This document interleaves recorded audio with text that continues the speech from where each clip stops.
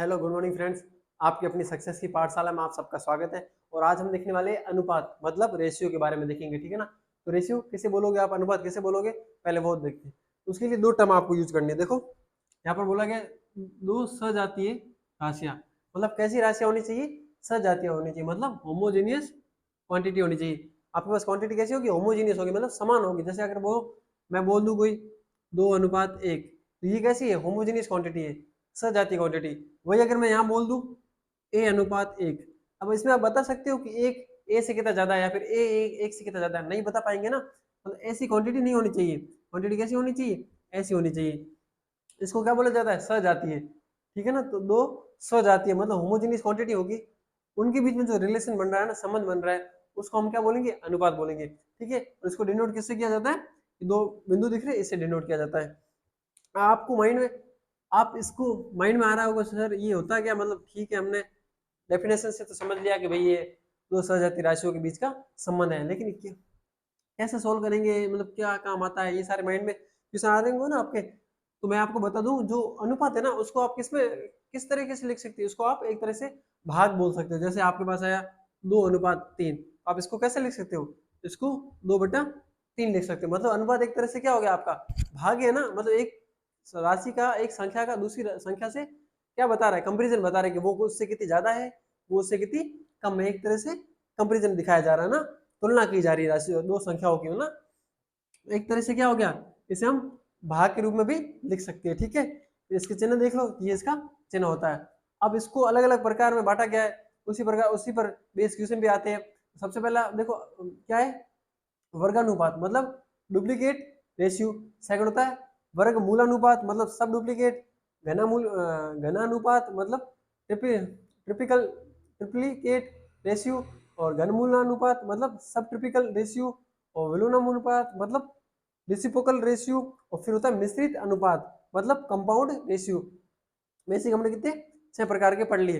अब देखो कि सर ये डेफिनेशन का मैथ में क्या यूज होता है, ये डेफिनेशन मतलब ये आप जो टर्म आपको लिखी है ना मैंने यहाँ पे, ये टर्म एज इट क्वेश्चन में सीधा का सीधा पूछा जाएगा, कि आपको पूछा जाएगा कि वर्गानुपात बता दो।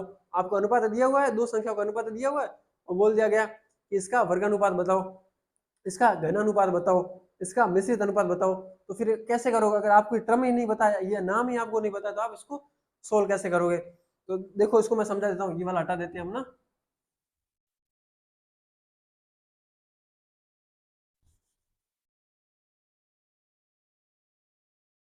अब देखो यहाँ पे फर्स्ट क्या है, वर्गानुपात। मतलब किससे कैसे करोगे वर्गानुपात, मतलब आपके पास कोई क्वेश्चन आ गया 2:3, बोला गया इसका वर्गानुपात निकालो। तो क्या करना, वर्गानुपात निकालने के लिए आप क्या कर दोगे, इसको वर्ग कर दोगे दो का। जैसे दो का वर्ग करोगे, अनुपात तीन का भी क्या करोगे, वर्ग कर दोगे। दो का वर्ग करोगे तो क्या हो जाएगा, 4 हो जाएगा। और तीन का करोगे तो 9 आ जाएगा। इसका इस अनुपात का वर्ग अनुपात क्या हो जाएगा, तो 4:9 हो जाएगा। इसी प्रकार पूछ ले वर्ग मूलानुपात, मतलब आपको संख्या दी गई, जैसे मान लो कि संख्या दी है आपके पास 9 आ गया और 16 आ गया, इसका वर्ग मूलानुपात निकालो। तो क्या करो, इसका रूट निकालोगे ना, रूट निकाल दो तो क्या हो जाएगा, 9 रूट और रूट 16 आ गया। जैसे 9 का रूट निकालो तो कितना आ गया, 3 आ गया, और 16 का निकालो तो 4 आ गया। तो 9 अनुपात जो 16 है ना, उसका वर्ग मूलानुपात क्या आ जाएगा, 3:4 आ जाएगा, ठीक है ना। ये फर्स्ट देख लिया, ये हमने सेकंड देख लिया। थर्ड अपने पास क्या है, घनानुपात मतलब घन निकालना किसी का। जैसे आपके पास आ गया कि भाई 2:3 का घन निकाल के बताओ। तो घन निकालना मतलब क्यूब करना, क्यूब करना मतलब इसको दो को और दो बार गुना करना। तो आप क्या कर दोगे, दो का क्यूब अनुपात 3 का क्यूब कर दोगे। तो दो का क्यूब करोगे तो क्या आएगा, 8 आएगा ना। ये हो गया 8 और ये हो जाएगा 27। इसको क्या बोल दोगे आप, इसको बोल दोगे घनानुपात मतलब ट्रिपल लीकेट रेशियो, ठीक है ना। उसी प्रकार घनमूलानुपात मतलब क्या करना है, घनमूल निकालना है, अनुपात का घनमूल निकालना है। तो आप देख लो, ये हटा देते हैं हम।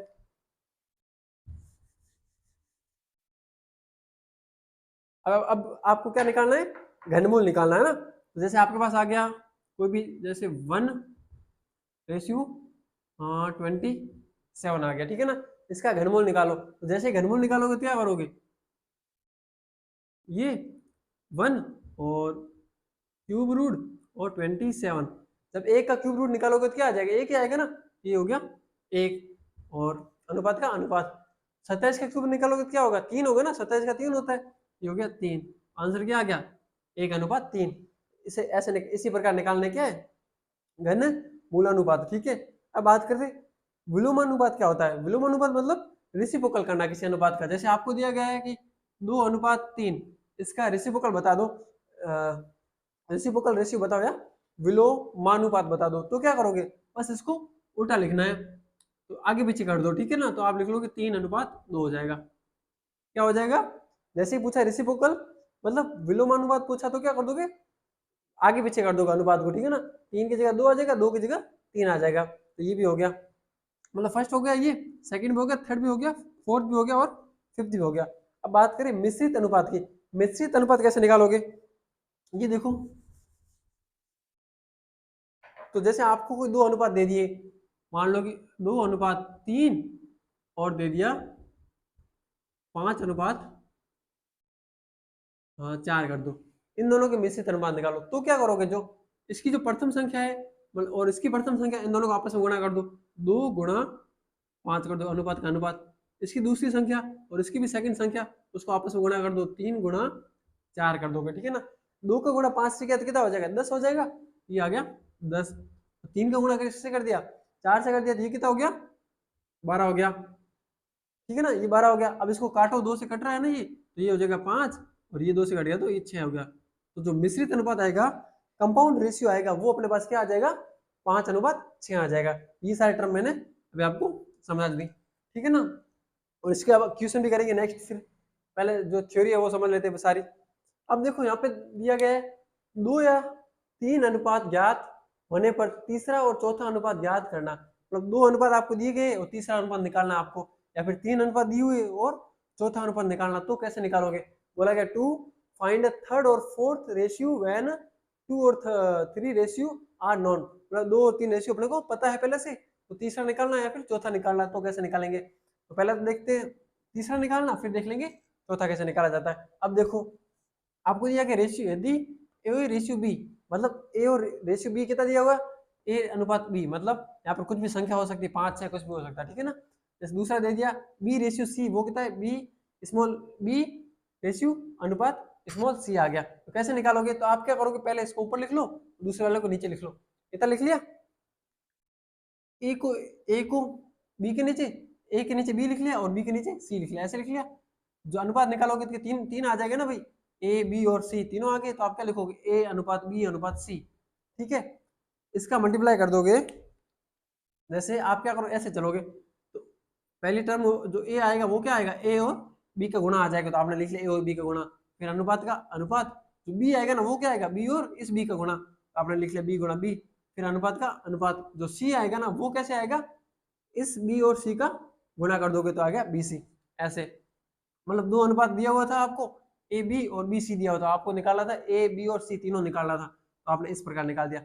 अब क्या हो रहा है, अब की बार 3 दिए हुए, ए बी बी सी और सी डी, 3 दी हुई, तो कैसे निकालोगे, मतलब A:B:C:D, ये कैसे निकालना है, तो ये देखो इसके लिए क्या कर दोगे, पहले तीनों को सारे एक दूसरे के नीचे लिख लो, A:B, B:C, C:D लिख लिया। अब एक ही कदम छोड़ के सारे अनुपात लिखना शुरू कर दो, जैसे A:B एक कदम छोड़ा, C:D एक कदम छोड़ा और E:F लिख लिया। अब क्या करोगे, अनुपात जो आएगा हमारे पास 4 आएंगे ना, A:B:C:D, मतलब A:B:C:D। तो ये जो अपने पास आएगा ना, उसको कैसे करोगे आप, तो ये देख लो, आप क्या करो, पहले तो A का गुणा कर दोगे C से, फिर C का गुणा कर दोगे E से, मतलब ये वाला टर्म लिख लोगे, ACE आ गया। फिर दूसरा क्या करोगे, इधर से रवाना होगे, मतलब B का गुणा कर दोगे C से और C का गुणा कर दोगे E से, तो BCE आ जाएगा। तो दूसरा आ गया BC और E आ गया। तीसरा क्या करोगे, ये तो आ गया रास्ता, ये भी हो गया रास्ता। अब क्या करोगे, B का D से गुणा करोगे, BD और फिर आ जाओगे E पे, तो ये आ गया BD और E आ गया। तीसरा हो गया। अब चौथा निकालना, तो क्या होगा, तो B का D से और D का फिर F से हो जाएगा, तो BDF। समझ गए क्या किया, पहले सीधा गुणा कर दिया, फिर ऐसे दूसरा गुणा कर दिया, फिर तीसरा कैसे किया, तो ऐसे करके ऐसे तीसरा गुणा कर दिया, फिर चौथा कैसे कर दिया, तो ऐसे करके सीधा चौथा गुणा कर दिया। ये 4 अनुपात आ गए। ऐसे समझ नहीं आ रहे तो जैसे क्वेश्चन करेंगे ना, उस समय ये पूरे क्लियर हो जाएंगे कॉन्सेप्ट। ठीक है ना, अब देखो, और ये दोनों मेथड जरूरी, इसी के बेस पर ज्यादा क्वेश्चन बनते हैं, ठीक है ना। और ये क्वेश्चन रेलवे में आ चुके हैं, रेलवे में अभी 2016 के क्वेश्चन ये वाले हैं, एनटीपीसी में आए थे, ठीक है ना। अभी क्वेश्चन करके देखते हैं कैसे थे, कैसे करोगे आप, देखो ये वाला अनुपात वाला ये भी मैं हटा देता हूँ।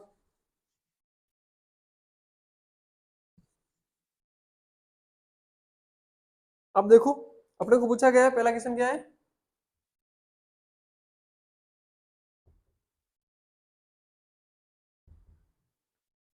15/27, मतलब 15/27 का सरल अनुपात निकालना है, सिंपल फॉर्म में कन्वर्ट करना है इसको, ठीक है ना।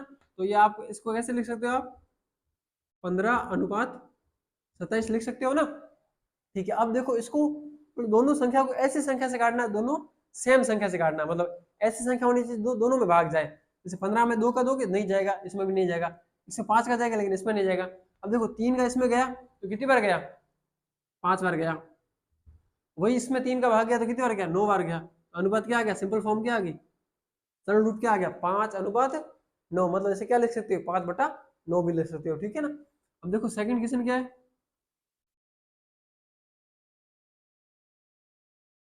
सेकंड क्वेश्चन जैसे अपने को बोला गया है 36/121 का वर्ग मूलानुपात निकालो। देखो सीधा डायरेक्ट क्वेश्चन पूछा ना, ये टर्म आ गई ना अपने पास, मैंने बोला था ना ये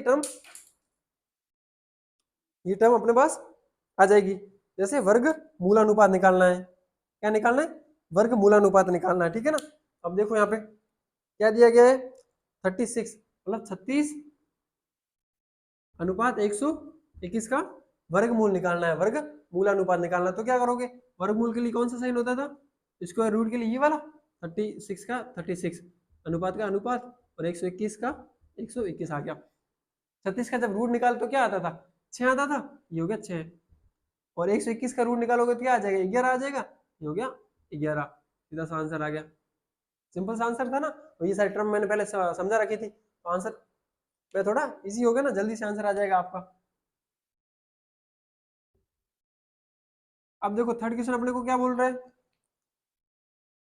थर्ड क्वेश्चन बोल रहा है A/B कितना है, 2/5 है, और B/C कितना है, 3/4 है। तो AC निकालना अपने को। अब देखो यहाँ पे ये वाला क्वेश्चन ये वाला मेथड नहीं लगा क्या, ये देखो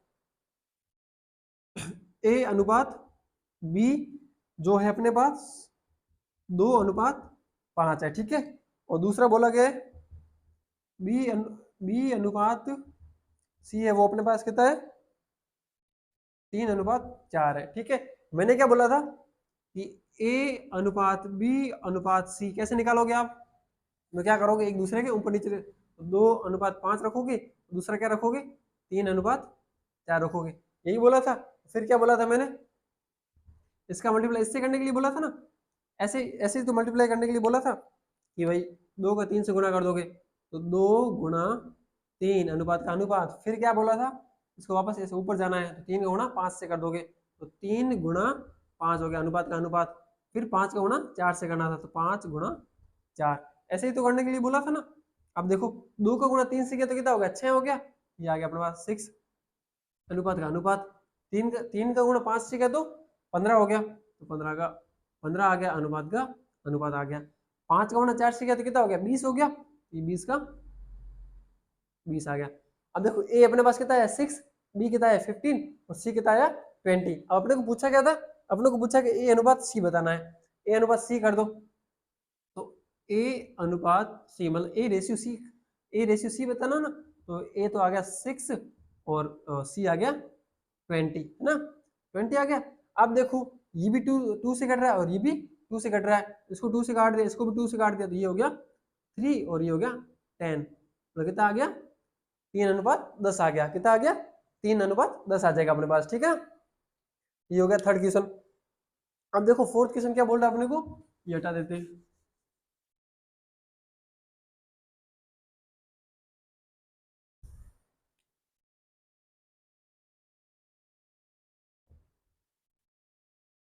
फोर्थ क्वेश्चन अपने को बोला गया है कि a बराबर 2b बराबर 3c है, तो a b और c का अनुपात अपने को बताना है। मतलब a बराबर कितना था, a बराबर 2b बराबर 3c। आपको क्या दिया गया है, ये इक्वेशन मतलब दी गई और अपने को बोला गया ए अनुपात बी अनुपात सी का मान बताना है। ठीक है, बता दो। अब देखो आप जैसे पहले इसको उठाओ, जैसे क्या करोगे, पहले इसको ले लो, आप लिख सकते हो ए बराबर 2b और इसको क्या लिख सकते हो, b बराबर ए बटा 2, ए अपॉन 2 आ जाएगा। इसको लिख लो समीकरण 1 हो गया। उसी प्रकार आप ए और सी को ले लो, ए बराबर 3c आ गया। इसको कैसे लिख सकते हो आप लिख सकते हो c बराबर ए बटा 3, ये आ गया समीकरण दूसरा आ गया। ये समीकरण 1 आ गया और ये समीकरण 2 आ गया। अब देखो अपने को क्या पूछा गया था, ए अनुपात बी अनुपात सी, यही तो पूछा गया ना अपने को। अब देखो ए का मान क्या है, ए का मान तो ए है, तो रहने दो ए, ठीक, अनुपात का अनुपात। बी का मान क्या है, तो बी का मान यहां से देखो कितना है, बी का मान है ए अपॉन 2, ए बटा 2 आ गया, अनुपात का अनुपात आ गया। अब सी की बात करें तो सी का मान क्या था, ए अपॉन 3 है, तो ये आ गया ए अपॉन 3।